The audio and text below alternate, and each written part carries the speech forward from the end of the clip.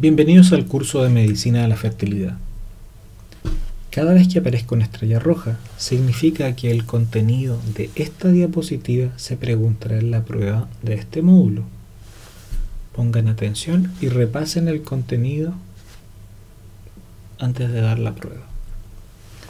En esta diapositiva aparece una estrella roja, significa que el contenido de esta diapositiva, es decir, la definición de medicina de la fertilidad, va a ser una de las preguntas de esta prueba. Medicina de la fertilidad es el conocimiento médico en el ámbito de la ginecología basado en la mejor evidencia clínica disponible, es decir, basado en investigaciones publicadas y serias. Usa como herramienta de diagnóstico y seguimiento el registro que entrega el método de la ovulación Billings. Medicina de la fertilidad busca proteger, cuidar y restaurar la fertilidad natural. Nuestro objetivo es ayudar a las personas a cuidar su fertilidad natural, previniendo y tratando enfermedades que alteran la capacidad de ser padre o madre. A través del conocimiento que entrega el cuerpo y la medicina basada en la evidencia, buscamos potenciar la fertilidad natural. Este curso que presentamos hoy se inicia el día 29 de mayo y la última clase será publicada el 21 de agosto de 2017. Son 13 clases en que hay un video y esta presentación de PowerPoint. Cada clase finaliza con una prueba. Todos los días lunes a las 12 horas, hora de Chile, se publicará el video y la prueba. Ustedes tienen una semana para contestar la prueba. La prueba final de todo el curso se puede realizar entre el 28 de agosto y el 4 de septiembre. Si ustedes no aprueban esa evaluación, pueden estudiar y repetirla entre el 15 y el 18 de septiembre. Para aprobar el curso deben rendir el 75% de las pruebas teóricas semanales y rendir el examen final y obtener una calificación superior al 75%. En este curso ustedes van a aprender sobre las causas más importantes de infertilidad, cómo estudiar a las personas que consultan por infertilidad, los protocolos que usamos nosotros para el manejo de las personas con infertilidad, cuándo derivar a los pacientes. Van a poder ser capaces de comprender los distintos tratamientos que existen para tratar la infertilidad y analizar desde el punto de vista bioético el problema de la infertilidad. Para algunas personas este curso puede ser muy básico, sin embargo van a tener acceso a nuestros protocolos y al material complementario que les permitirá profundizar su conocimiento. En ningún caso permite a instructores que no sean médicos recetar, indicar un tratamiento médico o reemplazar el juicio clínico. Lo que busca es que seamos capaces de comprender, sospechar las patologías y recomendar algunas acciones no farmacológicas derivando cuando sea oportuno en el área de la infertilidad. ¿Cuáles son los temas que vamos a analizar en este curso? El primero, hoy día, fisiología del aparato procreador femenino. La próxima semana se publicará la clase de epidemiología de la infertilidad. Después, el estudio de la pareja conyugal infértil, la infertilidad de causa masculina, disfunción ovulatoria, síndrome de ovario poliquístico e hirsutismo, infertilidad de causa tuboperitoneal, aborto recurrente, infertilidad de causa uterina cervical. Vamos a conocer los tratamientos de infertilidad de alta y baja complejidad y los protocolos de medicina de la fertilidad para el manejo de las pacientes con infertilidad. Por último, las dos clases finales están relacionadas con la bioética. Vamos a analizar algunos aspectos de la ética de la procreación y una introducción a la teología del cuerpo de Juan Pablo II. Fisiología del aparato procreador femenino. Mi nombre es Juan Francisco Esteger Miranda. Yo soy ginecólogo e instructor del método Billings y los voy a acompañar durante este módulo. Al final de este módulo, el estudiante será capaz de definir el concepto de medicina de la fertilidad, reconocer las estructuras anatómicas más importantes del aparato genital femenino que pueden afectar la fertilidad y conocer los aspectos más importantes del ciclo menstrual e identificar algunas causas de infertilidad femenina. Tenemos aquí una diapositiva con una estrella roja que significa poner más atención, porque esta va a ser una pregunta de prueba. ¿Cuáles son las condiciones de la fertilidad? 1. Presencia de espermatozoides sanos y viables. presencia de un óvulo sano, vías genitales permeables, endometrio idóneo a la implantación y la presencia de un moco cervical que permite la nutrición y sobrevía de espermatozoides. Cualquier alteración de una de estas condiciones va a producir infertilidad o una disminución de la fertilidad. Iniciamos con la anatomía femenina. La mujer tiene órganos genitales internos y externos. Los órganos genitales externos están compuestos por el vestíbulo, entrada a la vagina, la cubren los labios mayores y menores, el clítoris. Fundamentalmente órganos sensitivos, órganos que permiten la entrada del pene y el paso de los espermatozoides desde el varón a la mujer a través del cuello del útero, donde son depositados en la vagina. Los órganos genitales femeninos son fundamentalmente internos y están compuestos por la vagina, el útero, las trompas de falopio y los ovarios. El útero es un órgano muscular de un tipo especial de músculo que se llama músculo liso, cuya principal función será proteger y albergar al niño que está por nacer. De hecho, este músculo sufre importantes cambios que permiten acompañar al hijo durante todo el proceso de gestación hasta poder alcanzar la madurez necesaria para vivir fuera del útero. Anatómicamente podemos separar el útero en algunas partes: el fondo, el cuerpo del útero, el istmo y el cérvix o cuello. El útero también tiene 3 capas, que son la más externa o serosa, una capa delgada, la capa intermedia, que es de músculo propiamente tal, que se llama miometrio, y la capa más interna, que se llama endometrio. Serosa, miometrio, endometrio. El endometrio es la capa interna que va creciendo dependiendo de los niveles hormonales de estrógeno y progesterona. Esta capa crece y se descama durante cada ciclo menstrual. En la primera parte del ciclo, por acción de los estrógenos, el endometrio crece. Después, por acción de la progesterona, el endometrio madura. Y si no hay hormonas que sustenten, que mantengan el endometrio se cae, que es lo que ocurre en la menstruación, y nosotros somos capaces de reconocerlo por el sangrado que presenta la mujer. Otra nomenclatura, otra forma de expresarlo es la primera fase por acción del estrógeno, se llama fase proliferativa. Después, por acción de la progesterona, fase secretora, y por último, cuando se descama el endometrio, fase menstrual.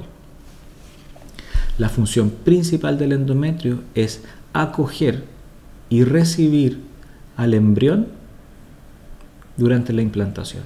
El embrión se genera en la trompa de falopio, ahí es el encuentro del ovocito y el espermatozoide, viaja y en el momento preciso se implanta. El endometrio es la estructura materna que prepara la implantación. Cuando estamos hablando del útero, aquí hay una foto de lado, el útero tiene un ángulo con respecto a la vagina. El útero descansa sobre la vejiga. Esta posición se llama anteversión. En esta diapositiva vemos nuevamente el útero que está en posición con respecto a la vejiga, anteversión, pero que está en la mayoría de las personas. Hay algunas personas que tienen el útero en otra posición que se llama retroversión. ¿Cuál es la implicancia de esto? Que las pacientes que tienen retroversión tienen más riesgo de tener una enfermedad que se llama endometriosis. Aquí nuevamente hay una estrella, significa que hay que poner más atención y va a ser una pregunta de prueba. Aquí tenemos una ecografía, una imagen de una ecografía del útero. ¿Ven? Nuevamente, aquí está la forma. Esto, aquí debería estar la serosa y esto se llama el miometrio. Y aquí está el endometrio. Otra fotografía, se ve claramente, se distingue claramente el útero con su forma de pera, el miometrio y el endometrio. Compárenla con esta de aquí. Esa es la forma, ahí tenemos la forma de la ecografía. Aquí tenemos otro corte, un corte transversal del útero en que se ve la vejiga y el útero. ¿Qué es importante de estas diapositivas? que ustedes empiecen a reconocer las estructuras a través de la ecografía, que para nosotros es un instrumento muy importante para hacer el diagnóstico de la morfología, la forma del útero. Aquí tenemos nuestro útero, serosa, miometrio, endometrio, pero además esta cavidad endometrial se conecta con el ovario a través de las trompas de falopio, que es la otra estructura que les quiero comentar. Distinguimos anatómicamente algunas partes: la unión útero-ovárica, el istmo, la ampolla, el infundíbulo y las fimbrias. Las fimbrias no están unidas al ovario, sino que están en contacto. Las fimbrias buscan al ovocito y lo rescatan para que no caiga a la cavidad peritoneal. La fimbria se acerca al ovario y recibe al óvulo, al ovocito en estricto rigor. Nuevamente, la fimbria con el ovocito. En el tercio distal, en el tercio más externo de la trompa de falopio, se produce la fecundación cuando se encuentra ovocito y espermatozoides. Viaja y llega al útero.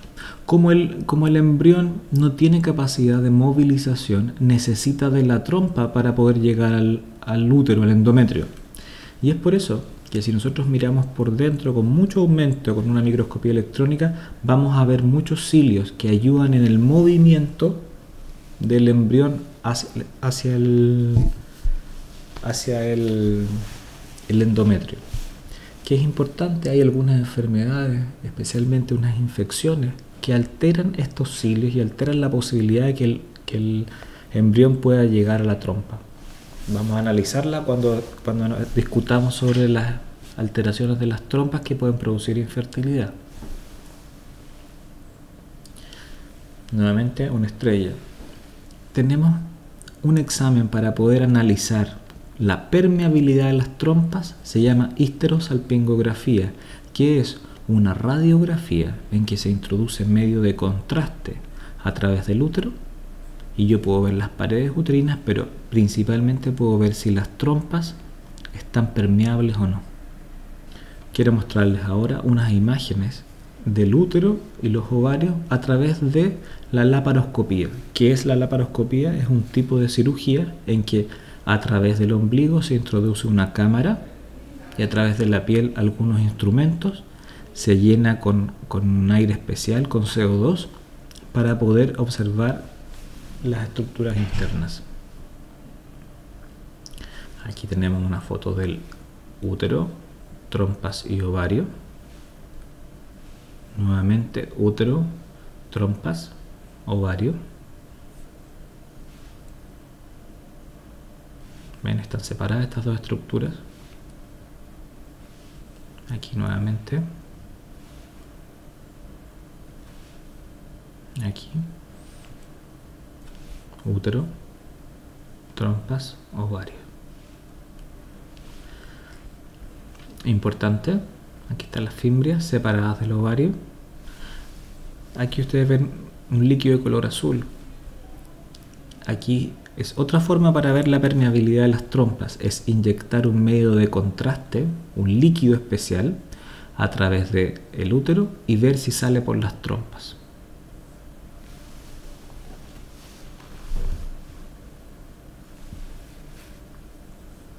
Útero, trompas, el ovario. Tenemos también la estructura que es el cuello uterino o cervix, que nos vamos a detener y vamos a profundizar en él más adelante. Aquí debemos recordar que es el paso entre la vagina y el útero, el endometrio. El cuello del útero o cervix es la estructura que separa la vagina del útero, y vamos a analizar más adelante cómo puede hacer que hay momentos en que este cuello se abre o se cierra, permitiendo el paso o no de espermatozoides. Tenemos los ovarios, que son las gónadas femeninas. Es un órgano par con dos funciones principales: endocrina, es decir, de producción de hormonas, y es el reservorio de los gametos femeninos, es decir, del óvulo. Tenemos una corteza, una médula, la irrigación y tenemos distintas estructuras que vamos a ir analizando ahora. Tenemos una ecografía del ovario, se distingue claramente. Nosotros en la ecografía podemos evaluar cómo es por dentro, pero también podemos medirlo, contar los folículos. Aquí tenemos algunos folículos. Aquí tenemos un folículo en desarrollo que está pronto a ovular. Antes de continuar es necesario recordar algunos conceptos. El evento central en el ciclo menstrual es la ovulación. De hecho, el método que nosotros utilizamos es el método de la ovulación de Billings. Cuando la literatura y nosotros nos referimos a gametos, estamos hablando de la célula sexual tanto del varón o la mujer. El gameto masculino se llama espermatozoide, el gameto femenino se llama óvulo. Para llegar al óvulo, esta célula pasa por distintas etapas y en cada etapa tiene un nombre diferente. Célula germinativa primaria, ovogonia, ovocito tipo 1, tipo 2, óvulo. Cuando nosotros hablamos de folículo, estamos hablando de este gameto, del ovocito, rodeado por un tipo de células especiales, ya sea células de la granulosa, pregranulosa, y dependiendo de la cantidad y tamaño, es que también va teniendo un nombre distinto. El órgano encargado de la producción o reservorio de los gametos se llama gónada. La gónada masculina es el testículo, la gónada femenina es el ovario. Otra de las funciones de la gónada es producir hormonas. En el caso del ovario, entre otras, estrógeno y progesterona. ¿Qué son las hormonas? Las hormonas son mediadores químicos que producen un cambio en otra célula. Hay dos tipos de hormonas, unas que son esteroidales y otras que son peptídicas. Hormonas esteroidales que derivan del colesterol y que su función es principalmente produciendo cambios en el núcleo, cambios en la producción de genes o en el silenciamiento o en la activación de genes.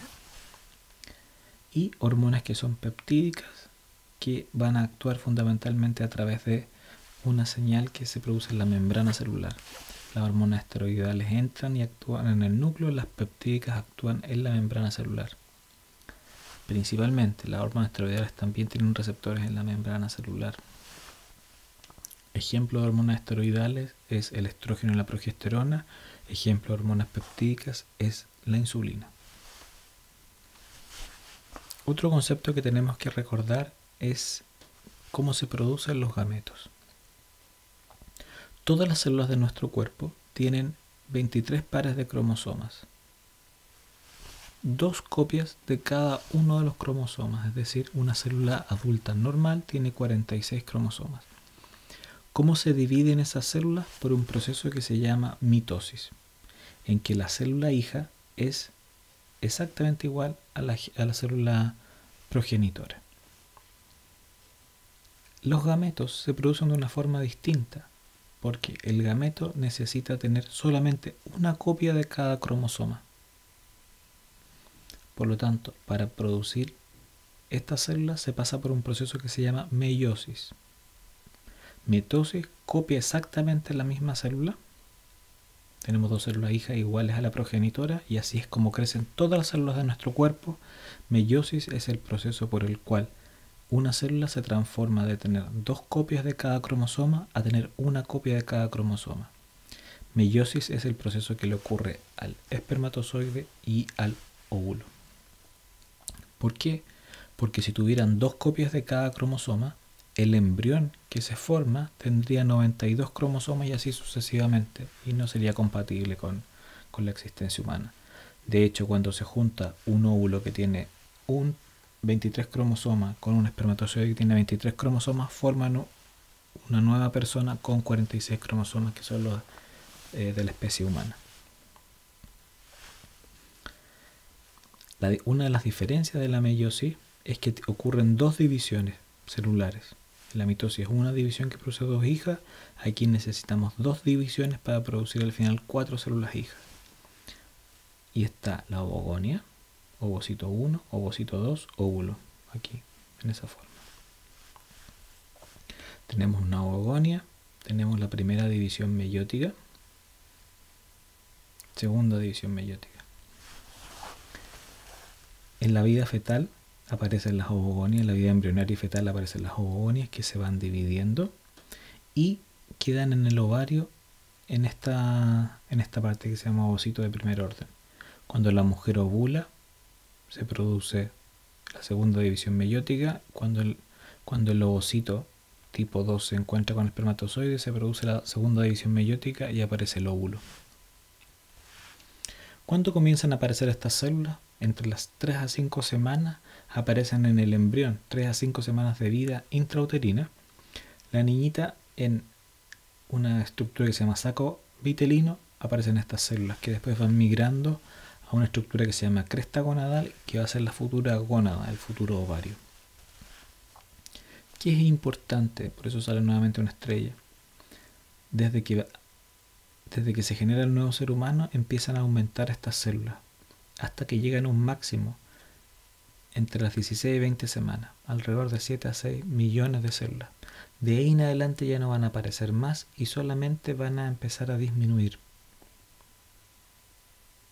En el nacimiento tienen alrededor de 1 a 2 millones y cuando llega a la pubertad solamente hay 400.000 folículos, de los cuales se van a ir ovulando. Cuando se agota esta reserva de folículos aparece la menopausia.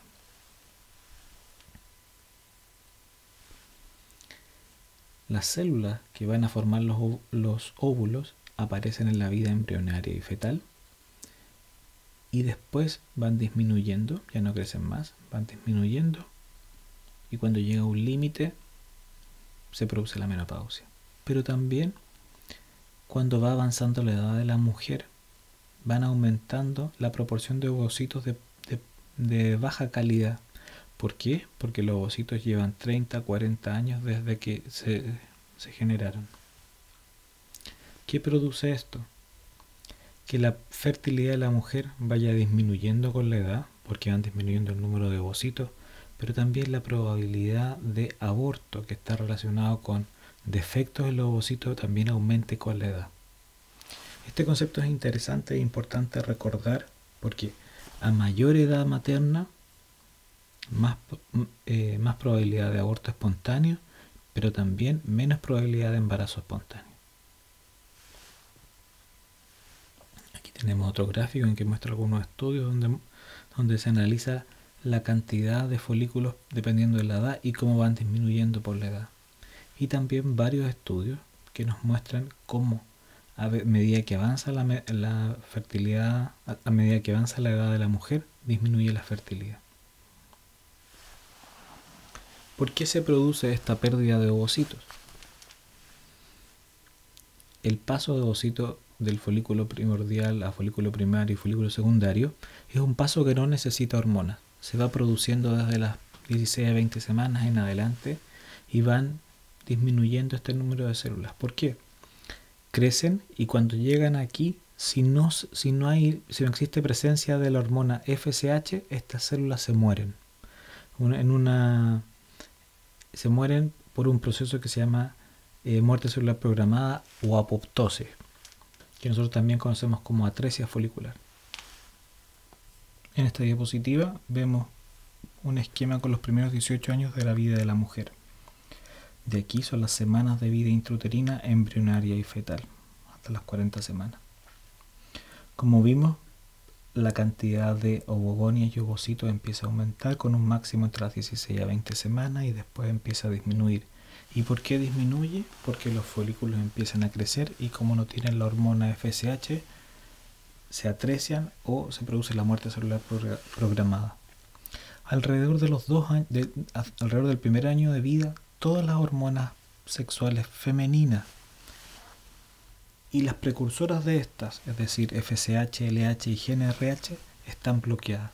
A nivel del cerebro hay un bloqueo de estas hormonas y durante la vida, durante la infancia, la niña no produce estradiol porque los ovarios están en reposo, aunque se sigue produciendo el crecimiento de los folículos y la atresia. Cuando va a llegar la primera regla, es decir, que es lo que se denomina menarquia, y el proceso previo que se llama pubertad, este freno, este bloqueo se empieza a eliminar y se producen hormonas y empieza a madurar el eje del hipotálamo y la hipófisis, lo que va a producir al final que el ovario produzca estrógeno. ¿Cómo se comienza este proceso? Este proceso parte en el hipotálamo, en que el hipotálamo produce una hormona que se llama GnRH o hormona liberadora de gonadotrofina. Esta GnRH va a estimular a la hipófisis o glándula pituitaria. El hipotálamo va a producir pulsos de GnRH. No es una liberación constante, se libera por pulsos y pulsos que van cambiando y van madurando el eje, porque tiene que tener una cantidad precisa y un orden preciso y una frecuencia precisa para poder estimular a la hipófisis. El hipotálamo son neuronas que van a enviar su mensaje a la hipófisis, ya sea a través de las mismas neuronas o a través de enviar señales químicas. Se producen los pulsos de GnRH en el hipotálamo, viajan por la sangre y actúan cerca en la hipófisis para producir la liberación de LH y FSH.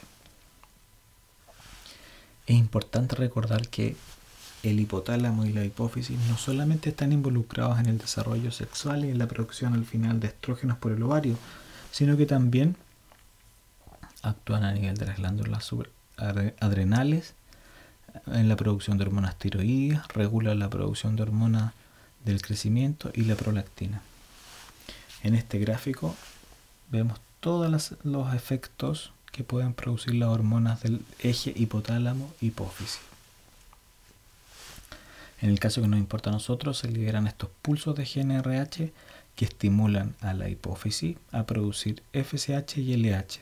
FSH es la hormona folículo estimulante, LH es la hormona luteinizante.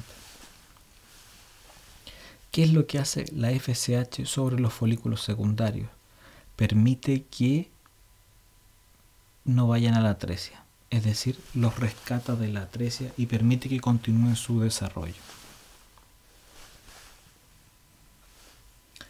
La GnRH entonces estimula la producción de LH y FSH por la hipófisis o pituitaria, y esa estimula a las células de la granulosa, las células que rodean al ovocito, a producir hormonas sexuales, y aquí fundamentalmente el estrógeno.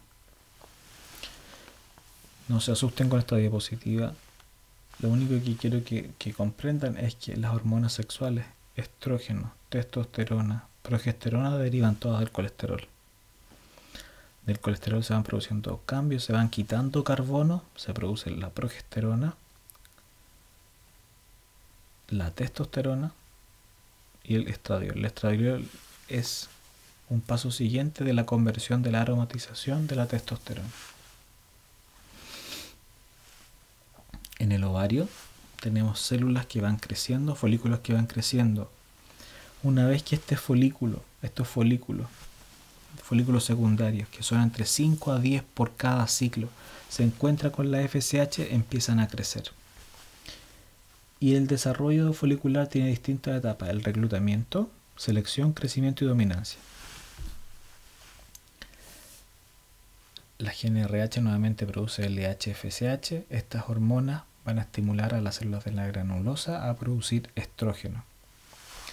El estrógeno lo que va a hacer es que va a hacer que se disminuya la producción de FSH y LH en un mecanismo de regulación negativa.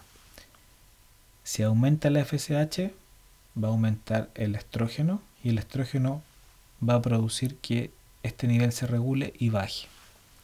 Es decir, aquí en verde tenemos la hormona folículo estimulante. La hormona folículo estimulante va a empezar a crecer, va a pasar el umbral, se va a mantener. Eso va a hacer que crezca el folículo. Cuando crece el folículo se produce estradiol, estrógeno. Cuando se produce el estrógeno actúa sobre la hipófisis y el hipotálamo, haciendo que disminuya la FSH. ¿Por qué es importante conocer esto?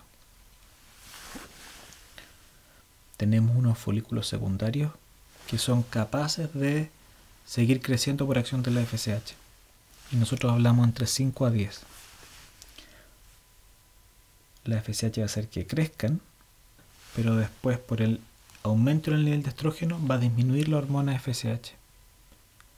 Y cuando disminuye la hormona FSH, solamente va a resistir esa disminución el folículo que sea más grande, el folículo de mejor calidad, el que tenga más receptores de FSH.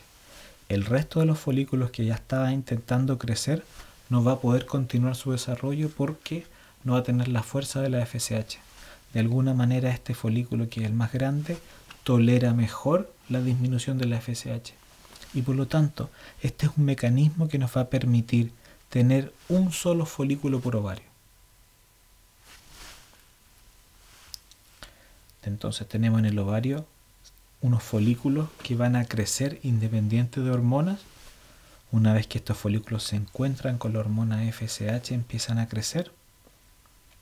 Una vez que se produce por los folículos mucho nivel de estrógeno, ese estrógeno va a hacer que disminuya la cantidad de FSH y por lo tanto solamente el folículo más grande va a resistir esta disminución y se va a seleccionar uno solo, que va a ser el que se ovule.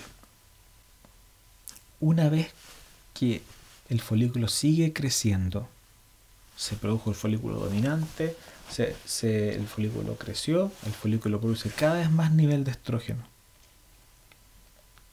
Y aquí pasa algo que es una característica solo del sistema sexual femenino, que cuando pasa cierto umbral y por cierto tiempo, en vez de producir la disminución de hormonas FSH y LH, se va a producir la liberación masiva de LH y FSH. Y es lo que se conoce como feedback o retroalimentación positiva. Normalmente a mayor nivel del estrógeno debería disminuir la hormona folículo estimulante. En el caso de la mujer es distinto. Cuando aumenta el nivel de estrógeno sobre un nivel y por una cierta cantidad de tiempo, se va a producir la liberación masiva de LH y FSH. Y eso va a producir la ovulación. Tenemos los folículos que van creciendo. Tenemos una cantidad de estrógeno que en primer lugar va a disminuir la producción de FSH y LH, pero una vez que el estrógeno supera un umbral y por una cantidad de tiempo, se va a producir la liberación masiva de LH y FSH, lo que va a llevar a la ovulación.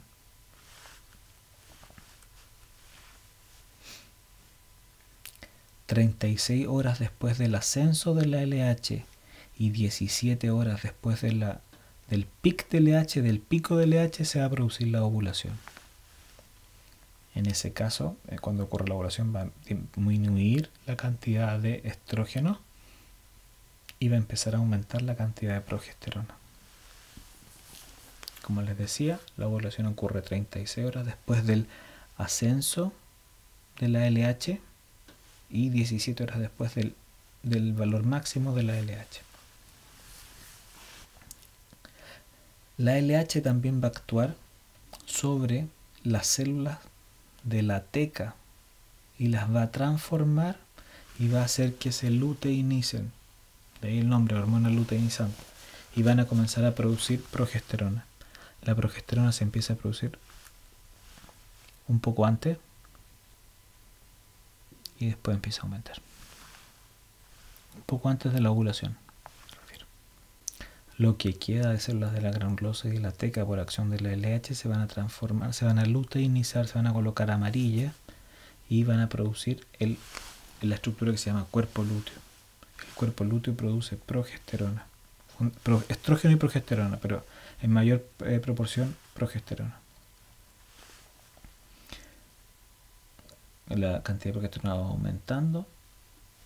Si no se produce la fecundación, si no se produce la generación de un nuevo ser humano, el cuerpo lúteo degenera. Y al degenerar, disminuye la cantidad de estrógeno y progesterona. El estrógeno el aumento del estrógeno va a producir un crecimiento del endometrio en la fase proliferativa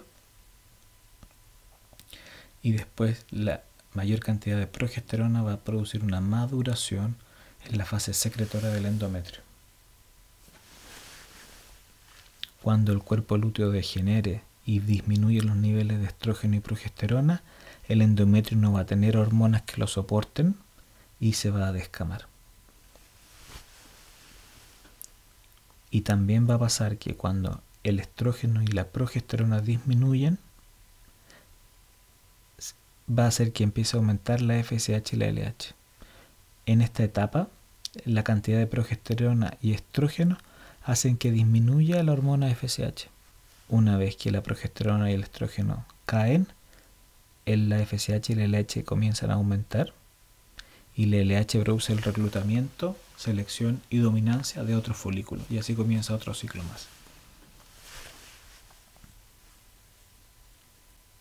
Es importante recordar la sincronía de eventos que se deben producir. El embrión debe llegar al endometrio en un momento preciso, lo que se llama ventana de implantación. Si llega antes o después no se va a poder implantar. Este es un cuadro resumen de lo que hemos estado conversando. La GnRH desde el hipotálamo estimula a la hipófisis a producir FSH y LH. La FSH y LH comienzan a aumentar, y cuando la FSH aumenta y está sobre el umbral, rescata a los folículos de la atresia, a los folículos que tienen un tamaño adecuado, y estos folículos empiezan a crecer. Cuando estos folículos crecen, producen estrógeno, y este aumento en la producción de estrógeno disminuye la cantidad de FSH. Cuando disminuye la cantidad de FSH, solamente el folículo más grande, que tiene más receptores de FSH, puede tolerar esta disminución y sigue creciendo a pesar de la baja de la FSH. Eso produce que los niveles de estrógeno vayan aumentando, y a medida que los niveles de estrógeno van aumentando, la FSH se mantiene baja. Pero cuando cruza un umbral y se mantiene por un tiempo sostenidamente ese aumento, se va a producir la liberación masiva de LH y FSH. 17 horas después del pic del LH y 36 horas después del ascenso se va a producir la ovulación. La ovulación, y en las células que queden en el ovario se va a producir el cuerpo lúteo, que va a producir estrógeno y progesterona. Si no hay fecundación, el cuerpo lúteo degenera, las hormonas sexuales estrógeno y progesterona disminuyen, y eso hace que, en primer lugar, al disminuir, la FSH y la LH vuelvan a aumentar, pero además hace que el endometrio que había estado creciendo se descame. Si es que en este ciclo ocurre la fecundación, lo que va a hacer es que el embrión va a producir una hormona que se llama HCG, gonadotrofina coriónica humana. Esa gonadotrofina coriónica humana lo que va a hacer es va a mantener el cuerpo lúteo, y por lo tanto no van a caer los niveles de estrógeno y progesterona. Eso va a permitir que el embrión que va a llegar a implantarse se mantenga. Después los niveles de estrógeno y progesterona los mantiene la placenta. ¿Cómo podemos diagnosticar el momento de la ovulación? Podemos hacer ecografías y ver los ovarios y descubrir y analizar cómo está creciendo un folículo. Además nos sirve para ver cómo va creciendo el endometrio. Podemos seguir en la sangre o en la orina la cantidad de estrógeno y progesterona. Podemos seguir la temperatura corporal, porque una vez que se produce la liberación de progesterona, en el hipotálamo cambia un set point que controla la temperatura, y la temperatura aumenta, la temperatura basal aumenta después de la producción de progesterona. Por lo tanto, yo puedo saber cuándo la mujer ovuló. Pero también, que es lo que nosotros conocemos muy bien, podemos percibir, la mujer puede percibir en su sensación vulvar cambios dados por el moco cervical. Y en eso se basa el método de la ovulación Billings. En el fondo es una forma de poder detectar la ovulación. Lo que pasa a nivel del hipotálamo, la hipófisis, el desarrollo folicular, nosotros somos capaces de detectarlo y analizarlo en la sensación vulvar que se produce por los cambios en el cervix. Y por eso nosotros en medicina de la fertilidad usamos como una herramienta de monitorización la sensación vulvar que nos entrega el método de la ovulación.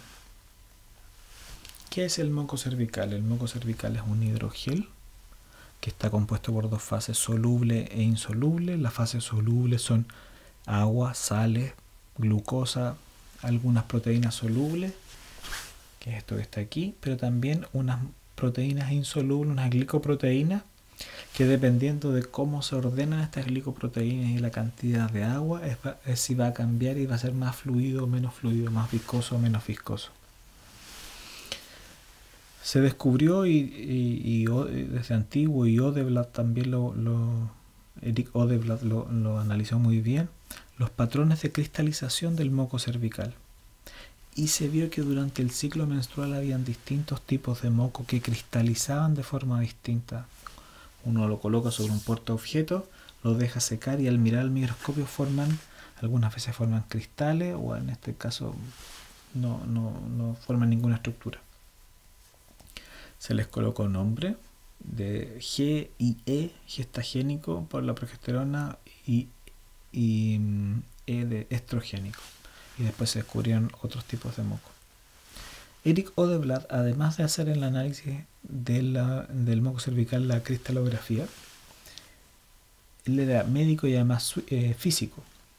Tomó muestras de moco cervical durante el ciclo menstrual y lo analizó, y después tomó muestras de cada cripta del moco cervical y lo analizó a través de un examen que se llama microresonancia magnética nuclear. Y él descubrió que habían distintos tipos de moco en el momento del ciclo menstrual, y pudo caracterizarlo mucho mejor, y se le colocó un nombre a este moco. Estos son los mocos E, que hay un tipo de moco E, L y S. Y además que se vio que estas estructuras que tenían cristalización distinta también se comportaban físicamente distinto. El moco G, que impide el paso de los espermatozoides. El moco S, que son canales como autopistas donde van los espermatozoides. Y el moco L, que permite que se alberguen los espermatozoides. Y entonces el Eric Odeblad hizo una teoría de cómo iba cambiando el moco cervical durante las distintas fases, y cómo, también es una teoría, cómo se va distribuyendo la producción de moco que permite el paso del espermatozoide. De hecho, aquí vemos cómo van cambiando los distintos tipos de moco dependiendo de las hormonas y dependiendo de los días del ciclo. Una vez que empieza a aumentar el estrógeno, el moco G disminuye y empieza a aumentar el moco L y el moco S. Y una vez que de nuevo bajan, después de que se produce el aumento de la progesterona, empieza nuevamente a producirse el moco G. Este es el modelo, esta es la teoría, la hipótesis del profesor Eric Odeblad sobre el moco. Cuando no hay estrógeno, o la cantidad de estrógeno es muy baja, el cuello fundamentalmente tiene el moco G. Después empieza a aumentar el moco L, el moco S. El día de la ovulación hay un moco especial, o el moco P, que produciría también la licuefacción del resto de las estructuras para permitir que los espermatozoides que estaban en las criptas puedan entrar, y después por acción de la progesterona este cuello se cierra. Y eso todo somos capaces de detectarlo con los cambios de la sensación vulvar. El profesor Brown analizó más de 850.000 ciclos con cartillas con estimulaciones ováricas, con uso de medicamentos, y él lo que veía era, usó una máquina que él inventó que se llama el monitor ovárico de Brown, y era capaz de medir en orina la concentración de estrógeno y progesterona. Y el profesor Brown lo que hizo fue darle otro soporte al método de la ovulación Billings y poder ayudarnos a tener la certeza de que lo que nosotros estamos percibiendo con el método de la ovulación Billings tiene un correlato hormonal. El método de la ovulación Billings es una forma sencilla de poder conocer cómo está la mujer, cómo están funcionando sus hormonas por dentro, y por lo tanto nos va a ayudar de una manera muy adecuada a poder apoyar a las personas que tienen un problema de infertilidad. Para finalizar, vamos a analizar el concepto del continuum, que es un concepto que nos entregó el profesor Brown cuando analiza más de 850.000 ciclos y analiza la cantidad de estrógeno y progesterona y esos cambios. Él plantea que el continuum son las variantes normales del ciclo menstrual, que ocurren cuando se va a producir la maduración del eje hipotálamo, hipófisis, ovario en la niña, o después cuando se va a retornar la fertilidad después de la lactancia, uso anticonceptivo, o el atleta que empieza a disminuir su actividad física, o cuando nos acercamos a un proceso de disminución de la fertilidad, menopausia, trastorno alimentario, atleta bajo rendimiento intensivo o respuesta adaptativa al estrés. Él dice que todas estas son variantes normales del ciclo y no son patologías en sí mismas. Pensemos en la niña. La niña primero no tiene actividad folicular, después empieza a madurar el eje y tiene actividad folicular, pero sin aumento de la LH. Después empieza a madurar el mecanismo de la LH y al final teniendo un ciclo fértil completo. Pensemos en la lactancia no hay actividad folicular, empieza a disminuir la cantidad de mamadas al día, empieza a haber actividad folicular sin aumento de la LH, empieza también después, cuando se va recuperando la fertilidad, a mejorar el mecanismo de la LH y al final ciclos fértiles. Pero pensemos en la mujer que se va acercando a la menopausia. Desde ciclos fértiles va a tener ciclos en que el mecanismo de la LH no está adecuado y va a tener fases lúteas cortas o fase lútea deficiente. Después va a terminar con actividad folicular sin LH y al final, en la menopausia, sin actividad folicular. El profesor Brown dice que cada uno de estos eventos no son una enfermedad, sino que son parte de un continuo de la actividad ovárica. ¿Qué es lo muy interesante? Que el método de la ovulación Billings nos puede ayudar y reconocer cualquiera de estas estructuras, cualquiera de estos tipos de ciclos. Somos capaces de reconocer si hay ovulación, pero también reconocer otros momentos de retorno a la fertilidad o de disminución de la fertilidad.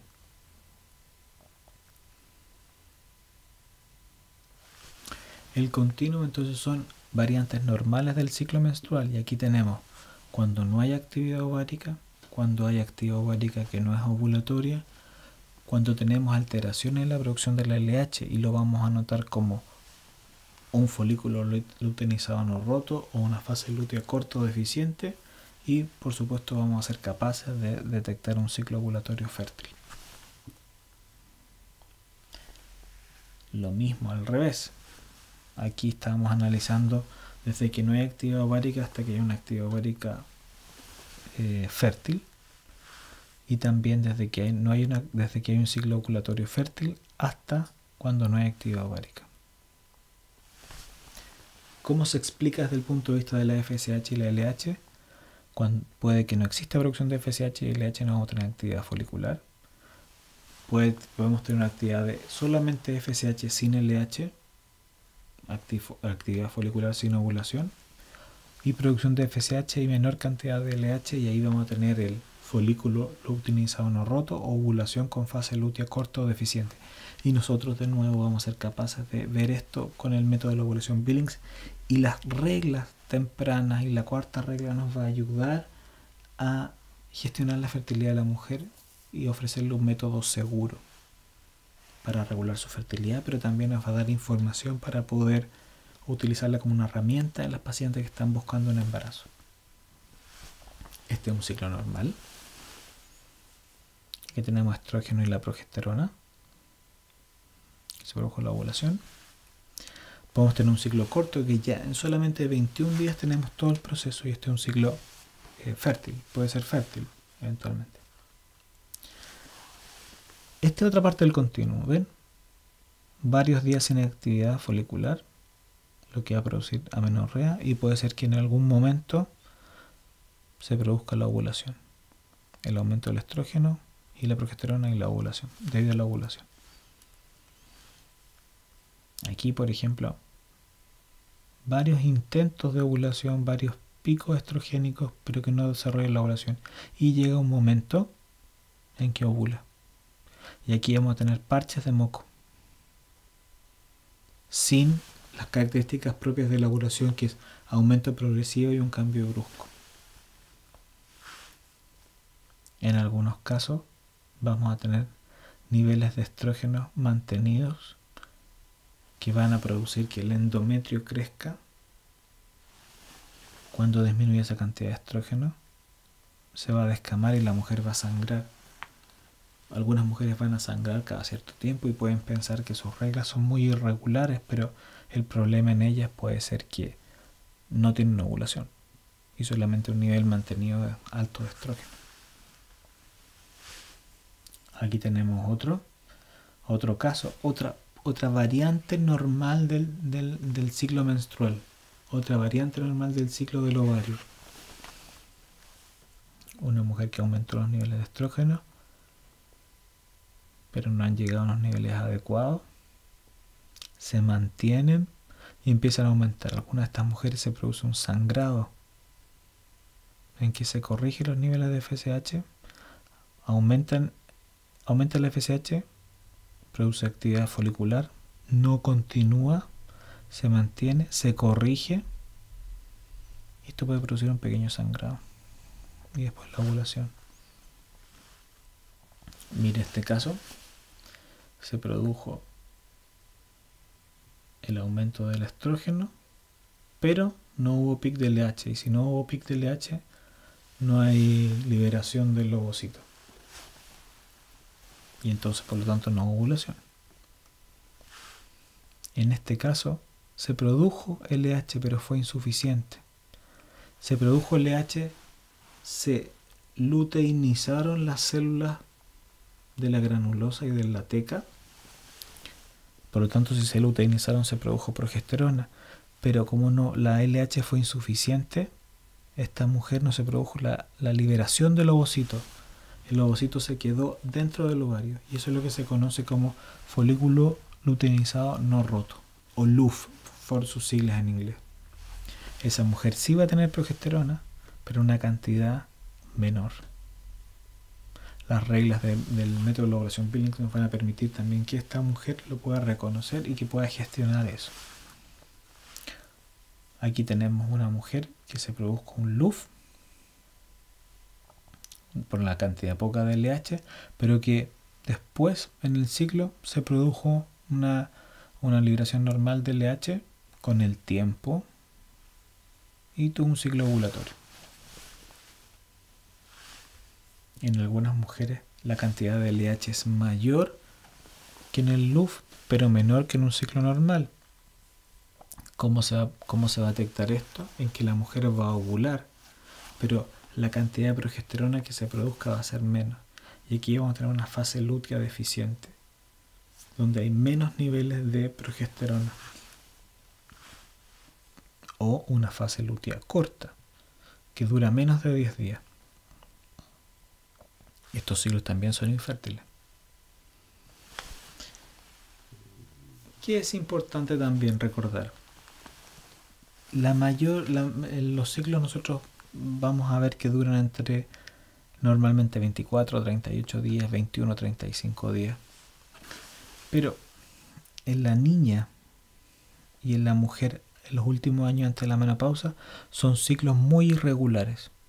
¿Por qué? Porque son variantes del continuum, porque se está, en el caso de la niñita, desarrollando el eje hipotálamo-hipófisis, o en el caso de la mujer que se acerca a la menopausia, porque empiezan a disminuir ya sea la producción de LH o empiezan a disminuir la cantidad de folículos. Por lo tanto, cuando nosotros vemos una niña que tiene ciclos irregulares o vemos una mujer que se acerca a la menopausia con ciclos irregulares, no es una enfermedad, son variantes normales del continuum. Entre los 20 y los 40 años, 20 y 35 años, donde están los ciclos más regulares en la mujer sana. Y por eso, nuevamente es una estrella, así que hay que poner atención. Por eso, nosotros sabemos que la proporción de ciclos ovulatorios en la niña es baja al principio. El primer año después de la primera regla, solamente un 22% de ciclos son ovulatorios. Y esto no es una enfermedad, es parte del continuum, es parte del desarrollo normal. El tercer año un 35%, el cuarto año post primera regla, post menarquia, un 45%, el quinto año un 63%, el sexto año un 75%. ¿Qué es importante que ustedes como instructores del método Billings sean conscientes? A una niñita que después de 3 años tiene reglas irregulares, no hay que darle anticonceptivos para regular el ciclo.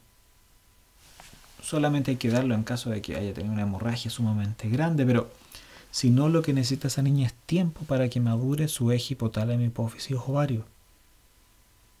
Es normal que una niña después de 4 años la mitad de sus ciclos sea ovulatorio y la otra mitad no.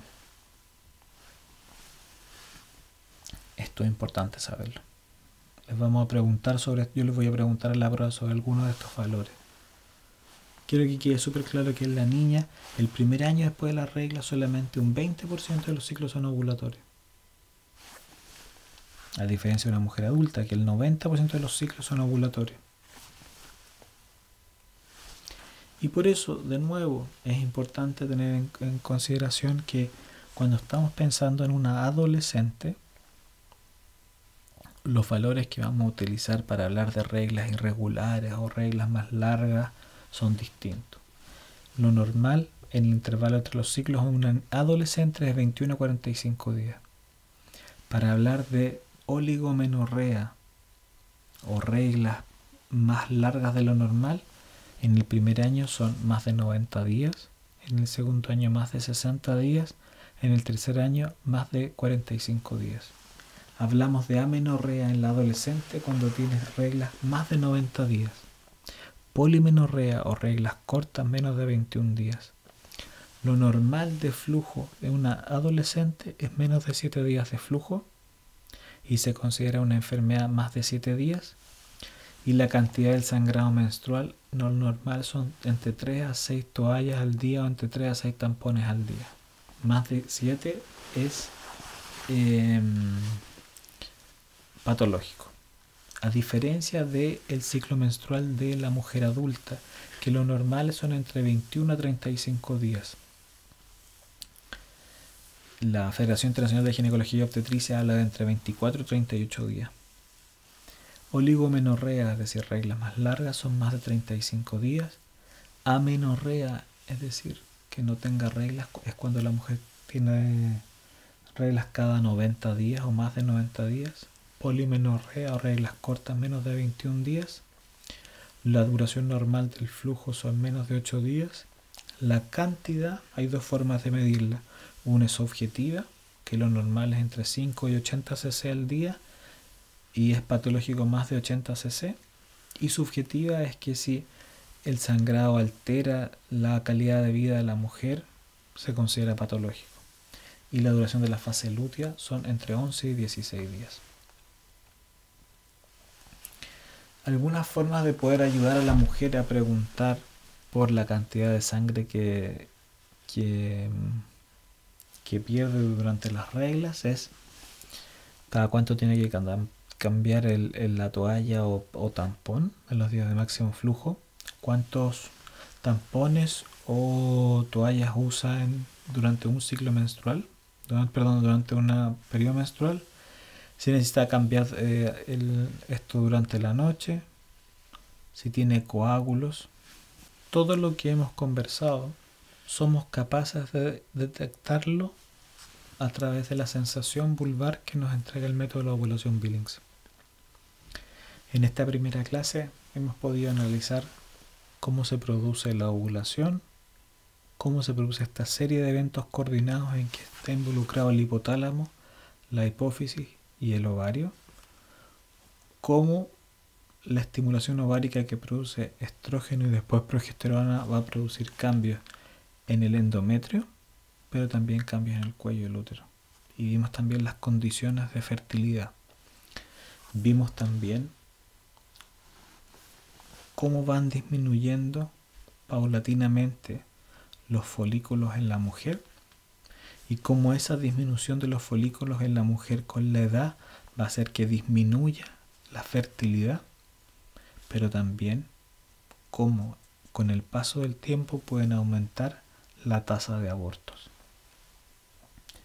Para muchos de ustedes esto ha sido recordar conocimientos que ya tienen, pero que van a ser importantes para el análisis posterior de las patologías que afectan a la fertilidad. Espero que hayan aprendido, espero que hayan recordado algunos conceptos importantes. Si hay dudas o consultas, escríbanlas en el foro para que las podamos ir aclarando juntos. Nos vemos en la próxima clase en que vamos a hablar de la epidemiología de la infertilidad.